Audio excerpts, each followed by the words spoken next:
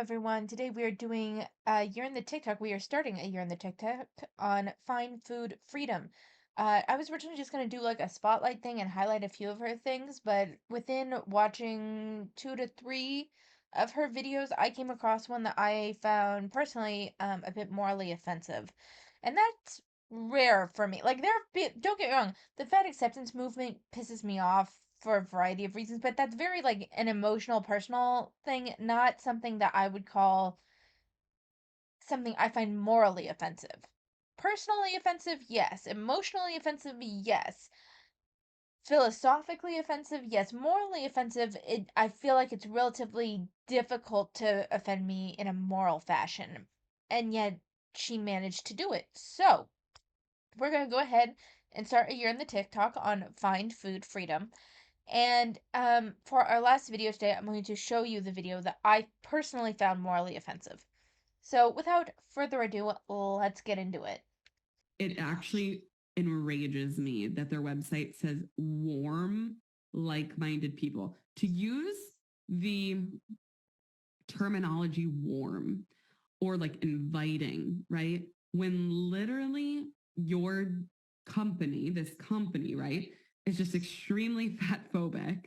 They're anything but warm. They're going to air quotes compliment you on your intentional weight loss and encourage you to keep going. That isn't warm. That's weight stigma, fat phobia at its finest. So, here to remind you that you can find a community of people who think you're enough just as you are. Just as you are. Apparently she has a podcast. We might have to check that out. But just with this first part, one, this is such a dumb take. I'm sorry, like I'm gonna be a bit sassy with this one because I'm pissed off for personal reasons, but this her TikTok has personally pissed me off as well. So I'm just all kinds of pissed off today. Uh, but one, it's clear she was talking about Optavia. We saw that in the beginning. And for the record, I just want to be clear. I am not defending Optavia. I know that from when I used to be a big watcher of the Amberlyn Reed reactors. I know what Optavia is.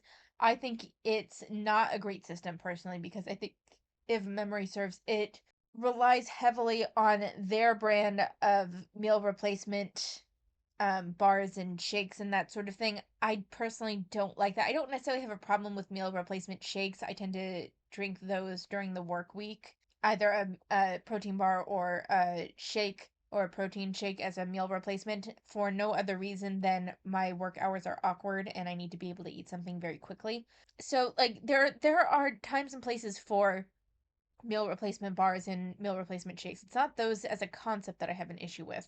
What I have an issue with is this kind of marketing as ours is special, and typically the type of branding for these aren't nearly as nutritionally sound as taking like just a protein bar or a protein shake. So I'm not fond of Optavia in and of itself. However, this is such a dumb take where your argument that something is not warm, it's not a warm and inviting community simply because they compliment you on your weight loss and they're trying to help you lose weight, as is the purpose of the entire brand itself, and that is why you think that it is not warm, is such a dumb take.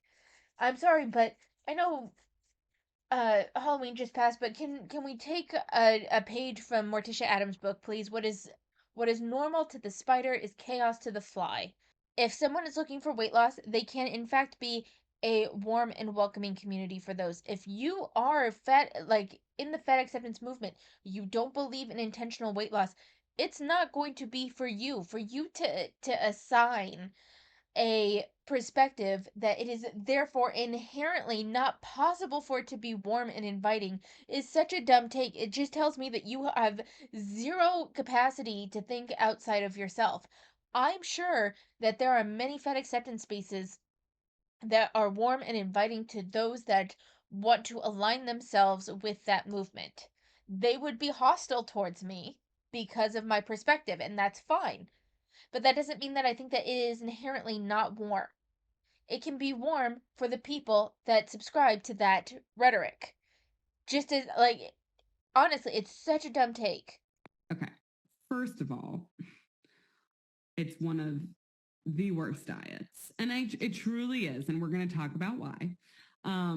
So it's Optavia. Okay. Can we talk about the amount of privilege that it takes to just fork out $442 for 140 servings of garbage?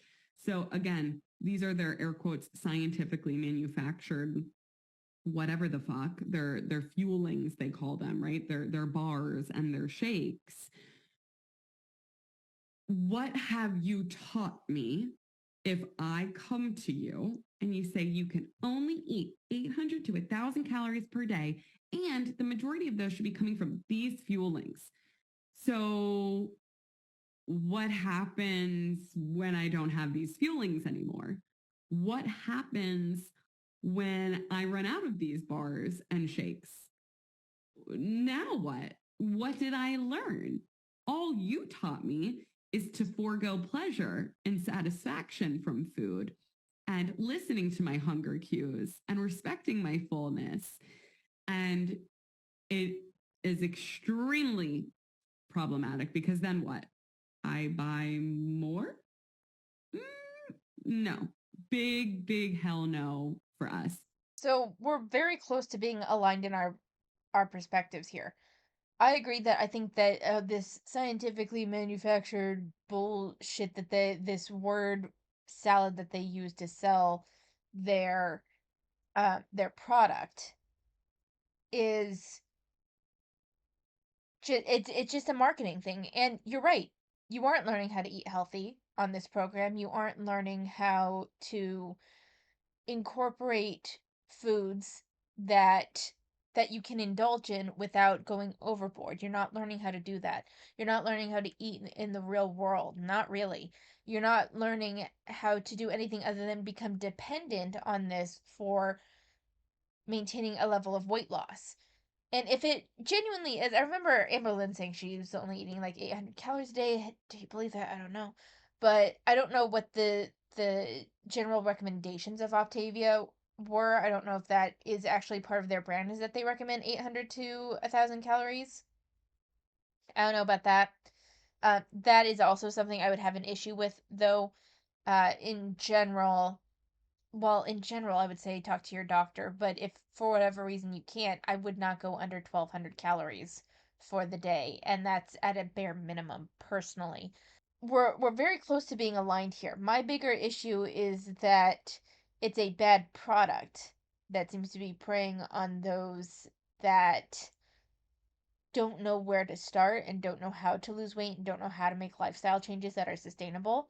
And so instead, it markets these overpriced items that, in general, I haven't seen Optavia's nutrition information, but in general, those typically tend to be pretty bad. Someone on in the comments said they got sick from all that soy. So that's something that would also, I would be pissed off if that wasn't disclosed. I have soy intolerance. I'm not allergic per se, but if I eat anything other than like maybe a little bit of soy sauce on some stir fry, that seems to be the only soy that I can eat. But I can't eat tofu. I can't eat I can't drink soy milk. I can't do any of that. That should be disclosed that you use soy products. Soy is a fairly common allergen or intolerance. If I ate those, I would get like the worst stomach pains of my life. We're so close to being aligned here, but she is framing this as fat phobia. And the thing is that this would actually be a great argument against diet culture because this would be what I consider diet culture. This sort of companies marketing something as a cure for what you want, which is weight loss, but they don't set it up in a way that you could sustain it, number one. And number two, it's a way to gouge you out of more money because in order to maintain that weight loss, you would have to keep buying their fuelings, you'd have to keep buying their program. So, this would actually be an excellent argument against diet culture. And I would actually agree with her that this is diet culture and it is something that is an issue and it is something that I personally don't think should be allowed. But that's me. Like, you guys can have your own opinions on that. It's just, we're so close to being aligned here that I wish she wouldn't couch this in fat phobia and more focus on the diet culture aspect because this is actually a diet culture issue that I could be on her side for. This is a friendly reminder that you are allowed to go back to the kitchen and get more food if you are still hungry when you leave a snack or meal. I had just ate some raviolis and chicken for lunch, and I got up from lunch and I said, I'm still hungry. And they were leftovers, so I finished that and I was like, what do I want more of? Yogurt? Fruit? Granola? The diet culture version of me years ago would have said, no, I had my lunch. I'm done. But now, if I still feel hunger, I attend to that hunger. I eat, and then it goes away, and I carry on living my life. Comment below your experience with this.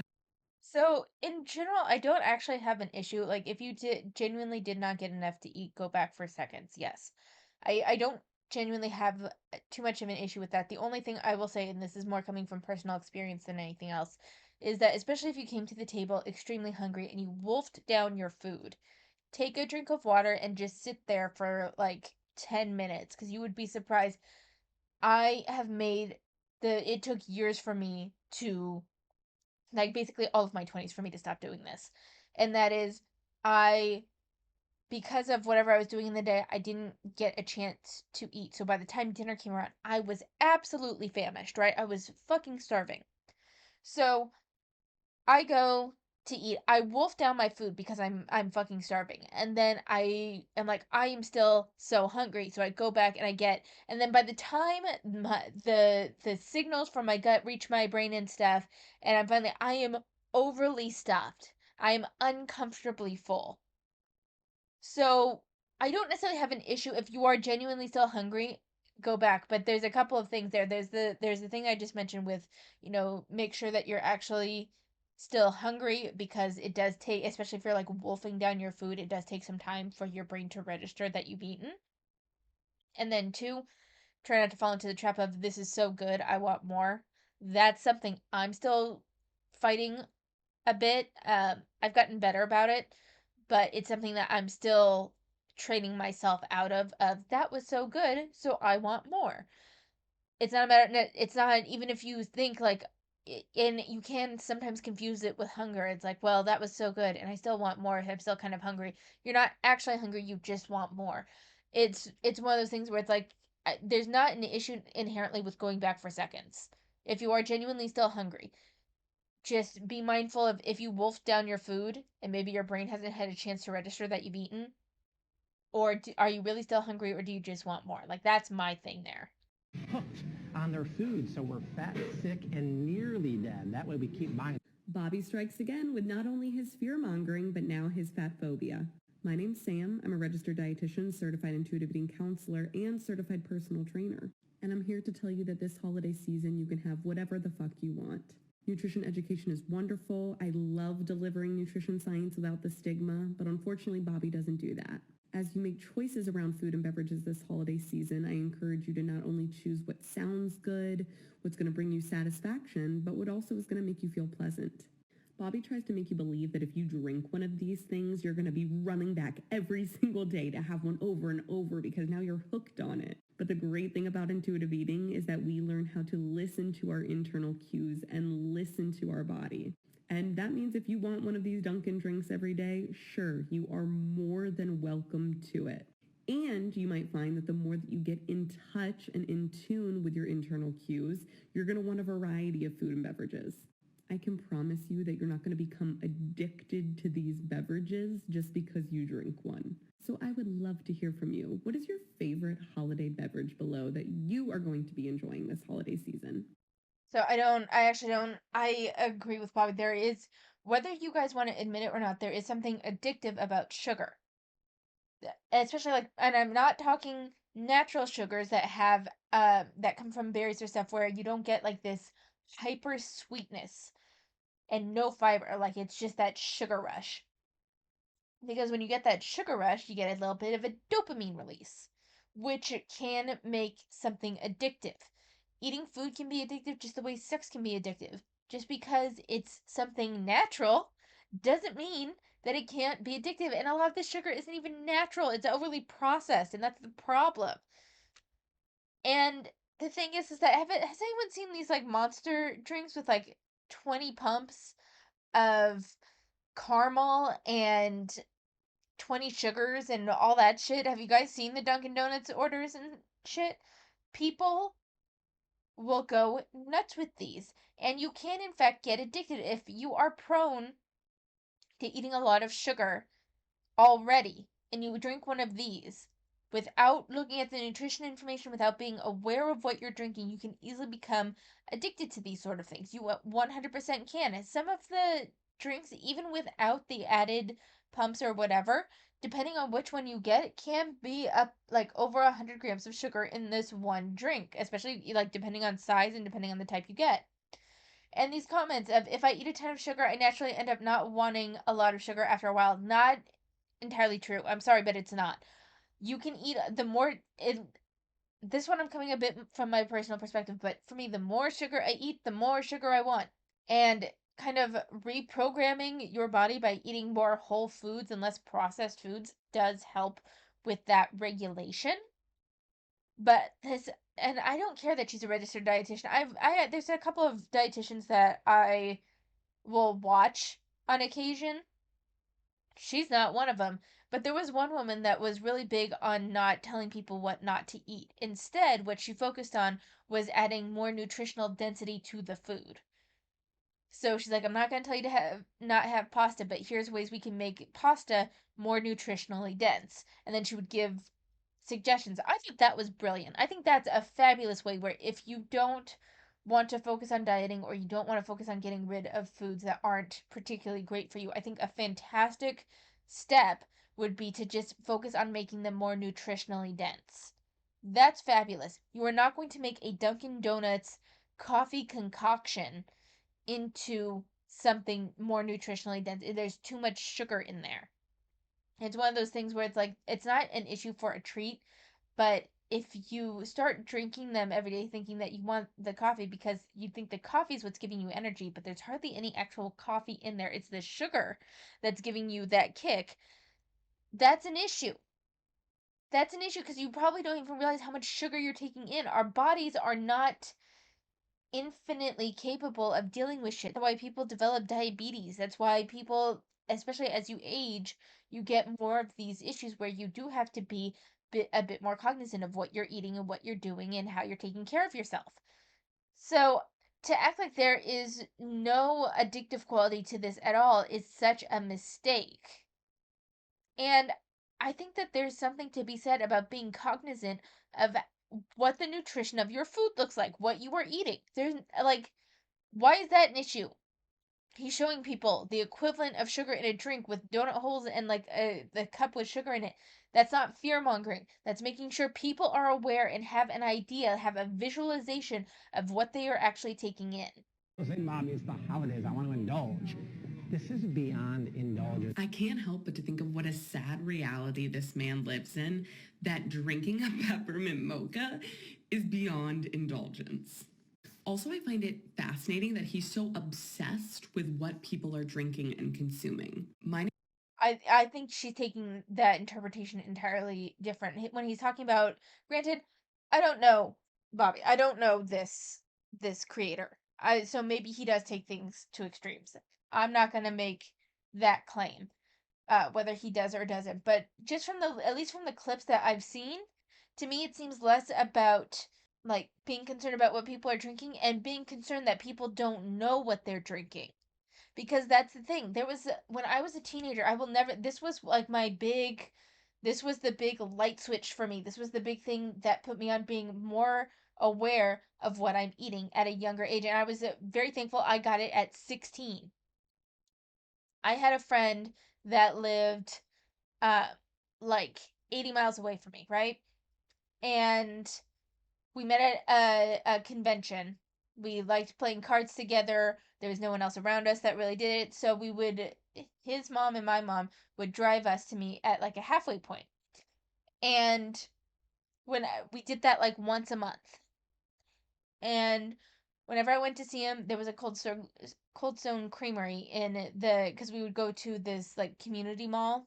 And there was always like there were stores. It was like an actual mall, but there was also like a lot of community type things going on. There was the stage for people to just get up there and do what they want.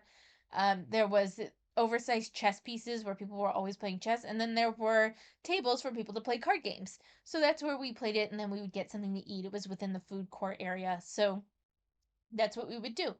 And then on my way out, I would get there was a Cold Stone Creamery right there, and I would get a large because they only had like the really small one or the really large one, and being 16, I wanted the big one. A large fudge milkshake because I loved milkshakes.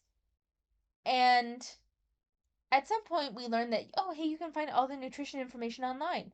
So I looked it up, and there was over 100 grams of sugar in that milkshake, and I had no idea. It was like 1,000 calories for this milkshake, which was beyond my scope of comprehension at the time. Like, not beyond my scope of comprehension, but like not even close to what I thought I was taking in. And that was what triggered me to be more aware. And I feel like that's what Bobby's doing here in these clips. He's just trying to make people aware this isn't about indulgence. This is beyond indulgence because you don't realize the amount of sugar you are taking in with one of these drinks or these cake pops or whatever. It's about making people aware. You can, and she always talks about, being satisfied and eating what you want. You can be satisfied with what you're eating while making also better choices. Like, it's just also just about choices. Like, you can have 100 grams of sugar in this peppermint mocha, and I'm not saying that that's what it has in it. That's just use this as an example. Or there's 40 grams of sugar in this slice of cake. So you end up choosing which one because you don't want to take in 140 grams of sugar by eating both. So you end up making a better choice. Is it great to still have like the cake every day? No, but it's still a better choice than taking in both, right? I'm Sam. I'm a registered dietitian, certified intuitive eating counselor, and certified personal trainer, and I don't tell people what they should and shouldn't eat. My role as a counselor is to help people feel physically, mentally, and emotionally pleasant. It's also to remind people that health is not a moral obligation. There's nothing wrong with wanting to genuinely improve your health, and there's many things that encompass health, including sleep, stress management, movement that you enjoy. Honestly though, but like stress management and sleep can be aided by lowering your sugar intake. It does. It helps to especially sugar and caffeine. If you are finding it difficult to manage the sense of stress in your body, not just mental stress, but like a physical sense of stress, and um you're having trouble sleeping, reducing sugar and caffeine can help. It may not make it go away, but it can help it.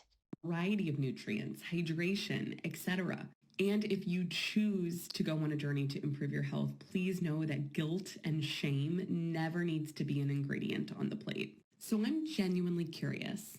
Do you find videos like his helpful on your feed?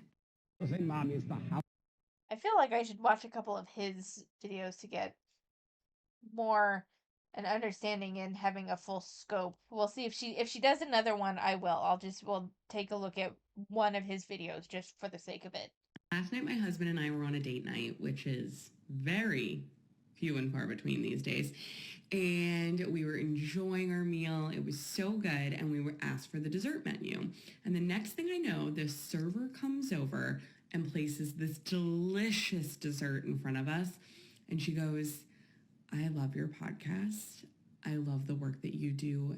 Thank you so much. I just wanted to give you this and say thank you. Now, this stuff does not happen often. I might have someone stop me and be like, are you that girl on TikTok? And I'm like, I don't know. Am I? Which girl are we talking about? But I wanted to share this because can you imagine someone doing something so...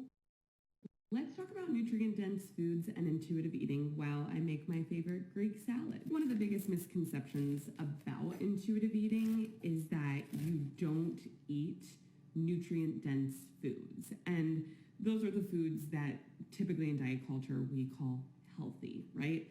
Anything with vitamins and minerals, things like fruits and vegetables. And the cool thing about intuitive eating is that all foods fit. Now, in the beginning of your intuitive eating journey, you're probably gonna start to eat a bunch of foods that you were never allowed to eat in diet culture. Cake, chips, cookies, pasta, carbs, all the foods that diet culture told you were bad. And in the beginning, you're going to feel like, oh my God, I'm never going to stop eating these foods. I'm only going to eat these foods for the rest of my life. But I'm here to tell you, we know that that's not the truth. Why we know that you will eventually want nutrient-dense foods with intuitive eating is food habituation. Please know when I say that, I don't mean like you have to want to eat vegetables all the time or anything like that. You never have to touch a vegetable if you don't want to. You get to do whatever you want. Think about diet culture, right? When you were... So I'm sorry, if you never have to touch a vegetable, how are we creating more nutrient dense meals? Like, and here's the thing with it's about eating what you crave, and then you'll eventually start craving even healthier foods and stuff. But if you were someone that grew up on Hamburger Helper and pasta and just nothing, because there are those people that like never had a vegetable really, or like they had some when they were kids and it was like really not good. And to a certain extent, you kind of have to develop a palate for vegetables a little bit. It's easier to develop that palate as an adult than it is as a child, because as a child you're more sensitive to the bitterness of vegetables, but as an adult you're less so. To a certain extent, you have to develop a palate for healthy foods, especially with our highly processed foods that are engineered to be hyper palatable. You kind of have to develop the palate to eat healthy again. So kind of the forcing yourself a little bit isn't necessarily a bad thing. Only allowed to eat broccoli, lean chicken breast, and brown rice. That was the only thing that you were allowed to eat. What did you then crave? Let me guess. Pizza, chips, cake, cookies. Anything that wasn't chicken, brown rice, or broccoli. And we know that because the more exposure you have to a food, the less scary. So I would say that yes, you might want anything that isn't a limited food range that you were given, but you don't have to eat only lean chicken, broccoli, and brown rice to have a healthy meal. If you eat, for a lot of people, if you eat the same thing every single day, day in, day out, you get tired of it. For me, it takes a bit longer. Um, I know people that like can't stand eating the same thing 2 days in a row. I'm kind of like I want to change between every 4 days and every week for me. Uh, Otherwise I'm fine. You can still have variety while cutting down on processed foods. Let's not paint this like, you know, diets say you can only have these, basically what she's saying, lean chicken, rice, and broccoli with no butter, no seasoning, no cheese, nothing like that. You can add some of that stuff and it can still be a healthy meal, and you can add more stuff and it can still be healthy. You can have an occasional slice of bread. No one's saying you can't have bread at all. This is about making healthy, sustainable choices. And this is the thing, is that she's talking about diet culture in this context of broccoli, chicken, and brown rice, but she didn't talk about that at all with Optavia. It becomes in the intuitive eating paradigm when you finally start eating those foods again, right? The foods that you weren't allowed to eat with diet culture, the cake, the cookies, the donuts, the pizza, the chips, and you get more and more and more exposure to them, you get to a place where you're like, huh, I still like these foods, but I'm craving something crunchy or something crisp or something juicy. And that's normal, and we can expect that because we know that our body likes a variety of things and doesn't want to eat the same thing over and over and over again. Just like in diet culture, you didn't want the chicken and the brown rice and the broccoli.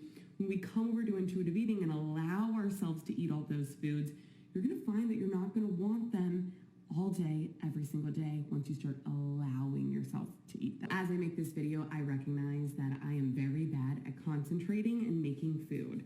So the rest of my Greek salad we had here was romaine, edamame, chickpeas, cucumbers, red pepper, a bunch of banana peppers, and then I'm gonna add some fresh ground pepper because that just makes it oh so good. I think I forgot to say feta cheese, but like no shit, right? And then I do a little bit of red wine vinegar and a little bit of olive oil, and I could truly... Okay, I think she's just talking about her recipe now.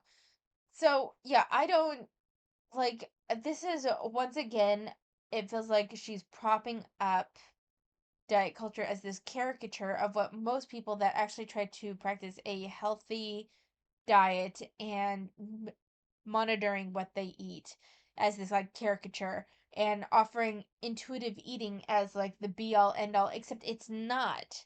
Intuitive eating, there are like she's saying that, you'll eat these cakes and chips and stuff, and then eventually you'll be like, well, I want something crunchy or juicy. Some people don't get there. Some people just don't get there. If you're only eating what you want, then you're not learning how to eat whole foods. You're not learning how to eat outside of the processed realm, especially if that's all you've been exposed to. There is a level of learning that comes with eating right. There is a little bit of learning that comes with eating healthy and in a way that is sustainably healthy. So we're gonna watch one more of hers, the one that pissed me off, and then I'm gonna go to manhwa. Oh, that's beautiful. I'm literally making this video because the last video I posted was about nutrient-dense foods and intuitive eating. And I just finished that salad and now I'm eating peppermint bark. All foods fit. Oh, that's beautiful. I'm literally making this video. Literally all foods can fit in healthy eating too. You can still indulge, you can still have cake while eating healthy the majority of the time. No one's saying that you can't have a little something. No one's saying that you have to forego all sweets, all indulgent foods forever until the end of time. No one is saying that. Not even the most people that are advocating for actual healthy diets are saying that. I hate that there's just this painting of like gym bro competition level diets and intuitive eating as though there is no middle ground and there is no variation in between. It just So this is the video that pissed me off, and it says shit no one tells you combo feeding, and I'm gonna let it play. Shit no one tells you before becoming a parent, combo feeding edition. Combo feeding is utilizing both breast milk and formula to nourish your baby. When I had my first child, I put so much pressure on myself to exclusively breastfeed. The lingering diet culture narrative told me that it had to be all or nothing, black and white, breastfeeding or formula. This led to tons of anxiety and an unhappy baby. Okay, I know I said I was gonna let it play. I can't. I can't. What the fuck is this diet culture? It has to be all or nothing, breastfeeding or formula. Who the fuck said that? No one fucking said that. And if they did, it wasn't diet culture related. What the fuck? What the fuck? But it gets better. We're gonna keep fucking watching because wait till if you have not spotted the biggest issue here, I will spell it out for you in a minute. Because she was not getting what she needed from breastfeeding alone. With my second child, I released myself from the pressure of exclusively breastfeeding and allowed myself to utilize formula as an amazing tool to help me fully nourish my baby. I have so much less anxiety the second time around, knowing that my body's milk paired with Nourish formula is giving my baby everything she needs. I was so excited to be introduced to Nourish formula, Canada's only baby formula, incorporating cutting-edge nutritional science with vitamins A, D. Okay, I think you guys get the picture now.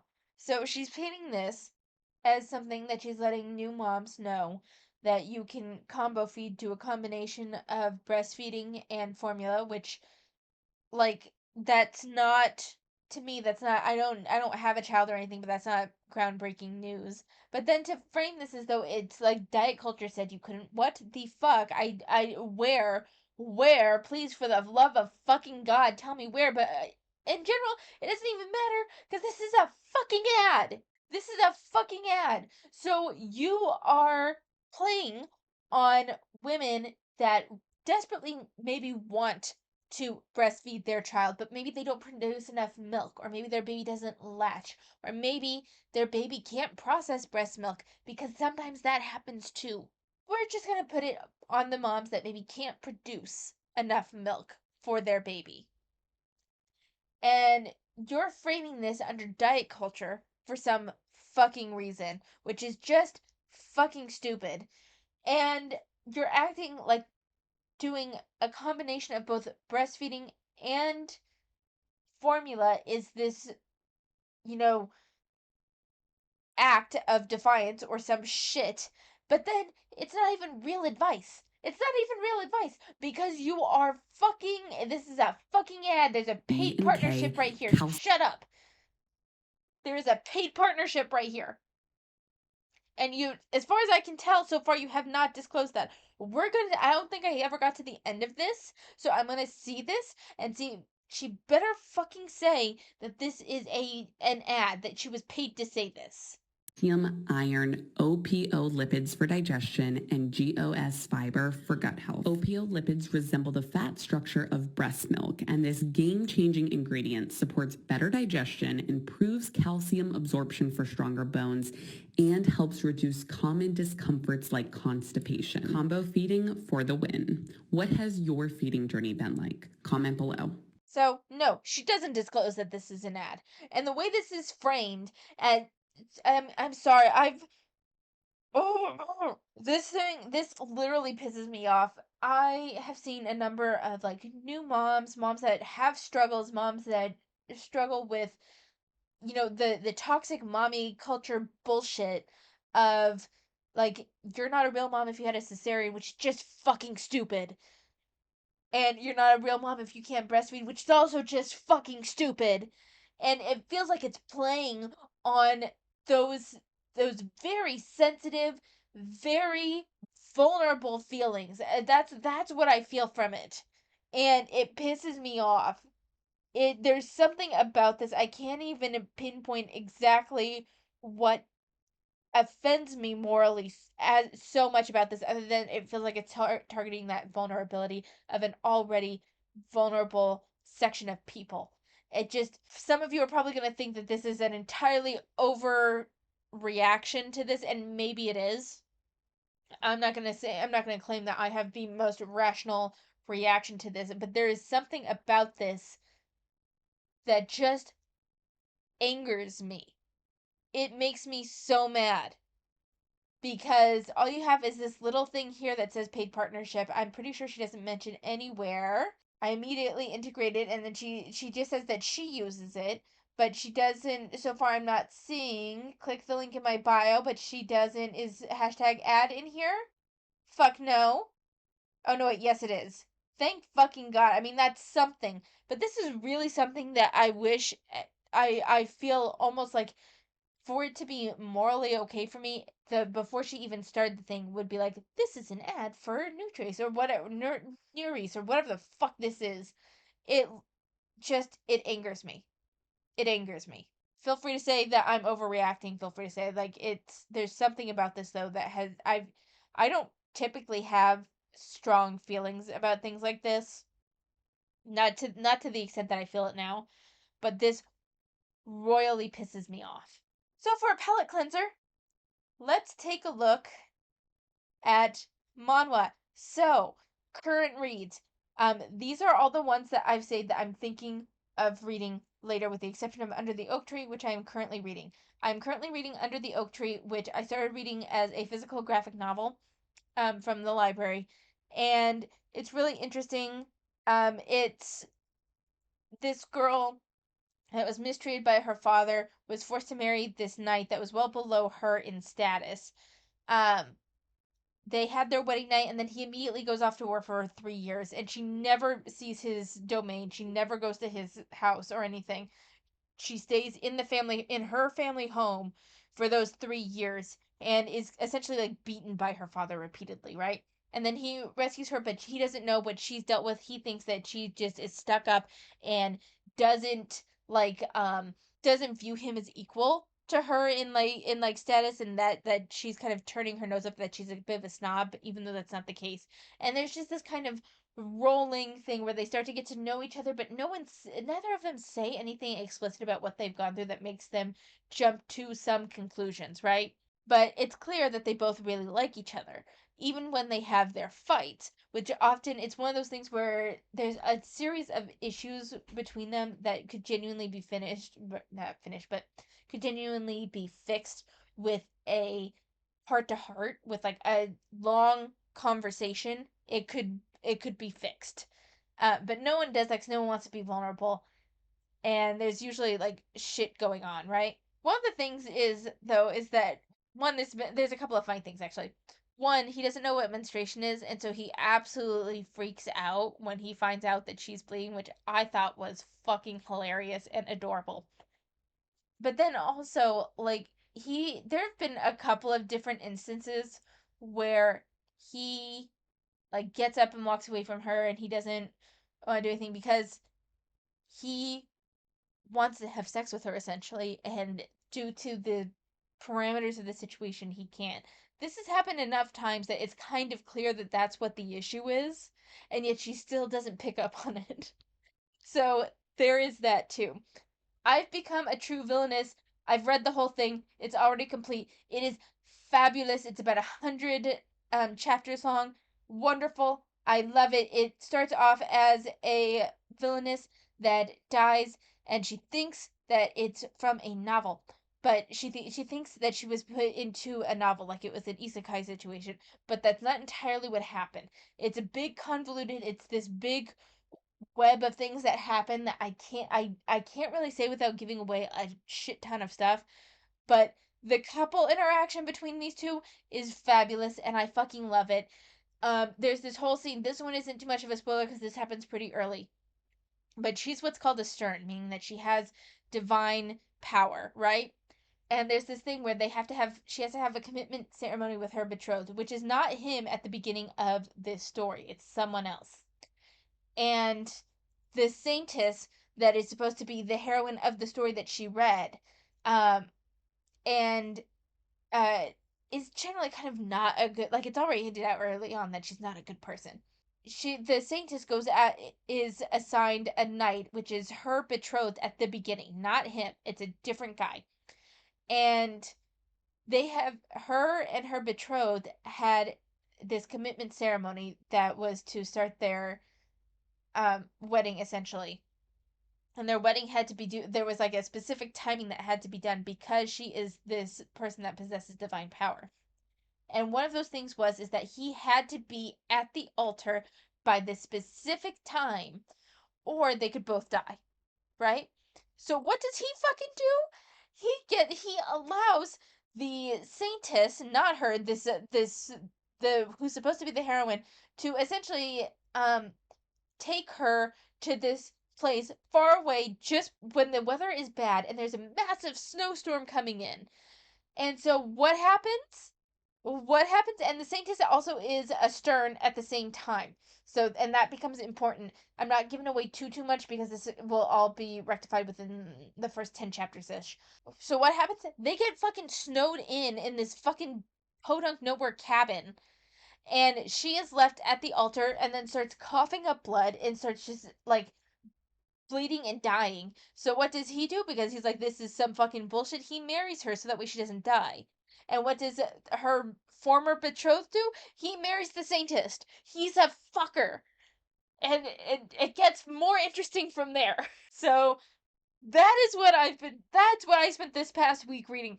This is what I spent the past week reading. I fucking loved this story. I wish it had lasted longer. I love it. I highly recommend it. If you want drama, it has it in abundance, and it has a pretty good plot storyline too, and fantastic couple interactions. Fabulous. Some of the ones that I'm thinking of also reading are Trash Will Always Be Trash. This, if you read The Remarried Empress, you know why this tickled me. And this one, this is a woman that waited patiently for 6 years for her fiance to come back from war. And when he comes back with a woman that he got pregnant. Right? Sounds good, doesn't it? I think I might want to read that one. And then there was another one in particular. Oh, My Husband, My Sister, and I. So this is a woman that caught her husband sleeping with her sister uh, on their fourth wedding anniversary. That sounds pretty good, doesn't it? I want to read it. So these are on my to read list, along with a few others that looked interesting. But if you have a recommendation specifically for Manta, because I went ahead and I paid the $5 a month subscription, please let me know because I want to read, I want to read more. There's some really good ones in here, and if you guys have any more that is like drama shit going on, let me know because I fucking love those. They're so good. Or contract relationships, those are good too. Or I died and then was sent back a few years. I love those. You know I also love isekai. I'm pretty good with a lot of shit. I love this. This is going on a little too long for me, so I have to end it here. I will talk about my other manhwa readings in the next video. But thank you so much for watching. Take care of yourself, and I will see you next time.